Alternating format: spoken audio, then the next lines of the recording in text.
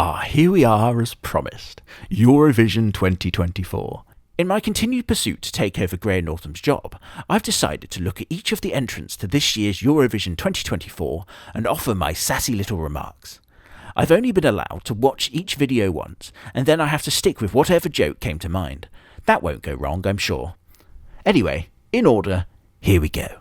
Albania's entrant, seen here competing for a loose ball, begins the list strong for contention of most leather on screen. Armenia, seen here bringing apples to the yard instead of the milkshakes that Khalees advised, also stroking a giant cock. This fun, jaunty tune will have the audience opening up the pit for the flute solo.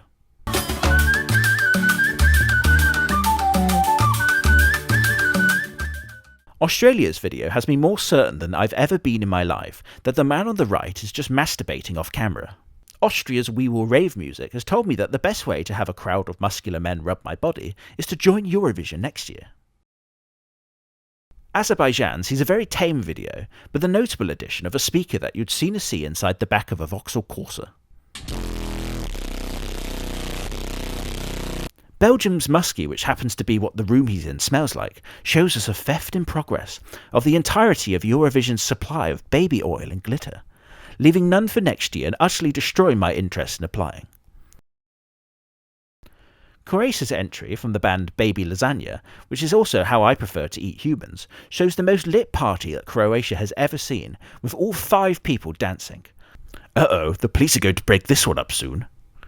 Cyprus gives us Lyre, a fun song with a lovely lady, but I'm still hung up on what appears to be the theft of an entire handful of Ferrero Rochers, something that if I'd been the victim of would have meant the death of everyone in the room until I found the culprit.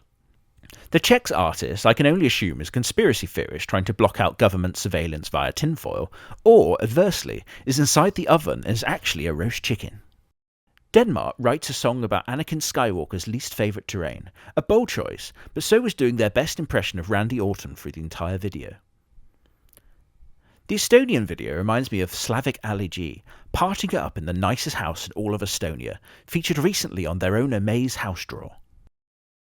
Finland, seen here performing in front of the egg that everyone in the 80s sprang from, is performed by Windows 98 Man, but I think we'd all rather see Adele.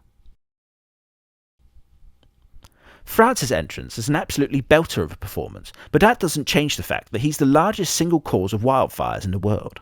Georgia's song, called Firefighter, shows a rather disrespectful and condescending instruction to all emergency services personnel.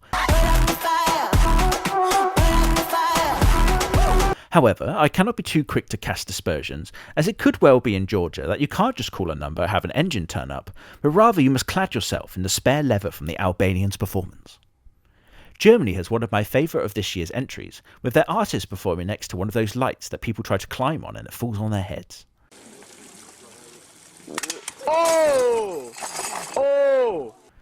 Greece's performance is smoking hot, not because of any saucy dancing, but the actual fire hazard playing out behind them. Iceland took another approach than the usual sexy dancing and hip shaking that will put the back out of anyone a nanosecond older than 21. By having a song that all mums can dance to, they ensure that indeed mums do go to Iceland. It turns out that the Irish Catholic Church was not particularly happy about this year's entrance because of so-called demonic horror imagery. This naturally rubbed them the wrong way, as they are the ones that are usually giving children nightmares. Israel has a great song called Hurricane, but I've written here, don't joke about Gaza, don't joke about Gaza, don't joke about Gaza. The Israeli performer seen here bathing in the warm glow of explosions emanating from the Gaza Strip, oh shit. Italy's Angelina Mango, which is what sounds like my sister would order from a beach bar, is doing her best impression of what can only be described as the fungal growths from The Last of Us. She's also trying to dry it out on a washing line as it appears her tumble dryer has broken. Latvia makes a very bold artistic statement by deciding to show the harrowing depiction of hell that all bold people are sent to. It wouldn't be fair to make fun of Lithuania's singer for suffering from a devastating shoulder twitch, so instead I would focus on his backing dancers. It was a bold choice to employ them, as it seems that they only hired people who carry knives in British parks. Luxembourg, sadly, were another victim of Albania's leather hoarding. The Luxembourgies, which is what I will call them from now onwards, were forced to gather all of the PVC available in their country. Strangely, it came from one man's basement.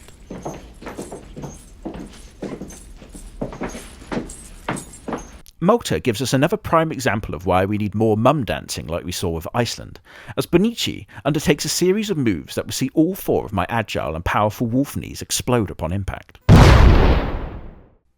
Moldova proudly allowed a group of quintuplets to play, making for the easiest round of Eurovision Where's Wally imaginable. The Netherlands went for an artful approach by attempting to pick the exact source of all of my nightmares.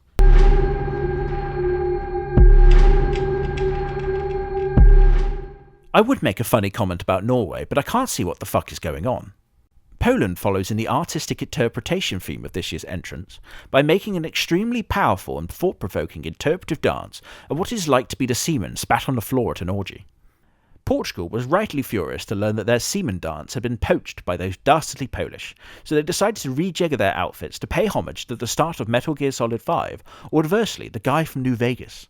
For the video of San Marino, they just decided to invite all of the residents of the entire country, all 30 of them.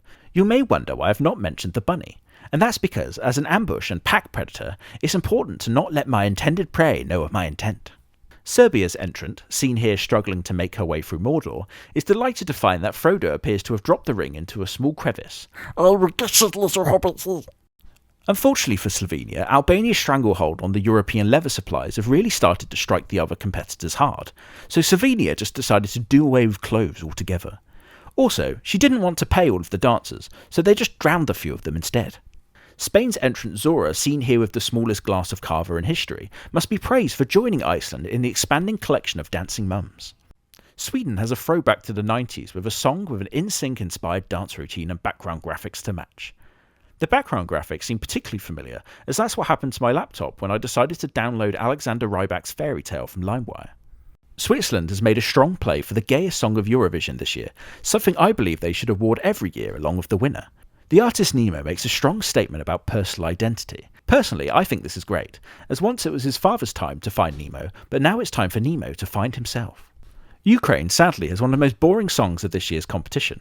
Wait, what's this? It's building. Oh, it's a rap breakdown, you motherfuckers. And lastly, the United Kingdom. The song Dizzy lives up to the billing by making me incredibly motion sick, so I'm going to depict the rest of the video myself. If you want to watch the whole video, you have to click the link in the description. What's that? I'm unfairly promoting the United Kingdom's entry by pushing them up the algorithm? There's only one thing I have to say about that. It's coming out, it's coming out, it's coming up, Dizzy's coming out.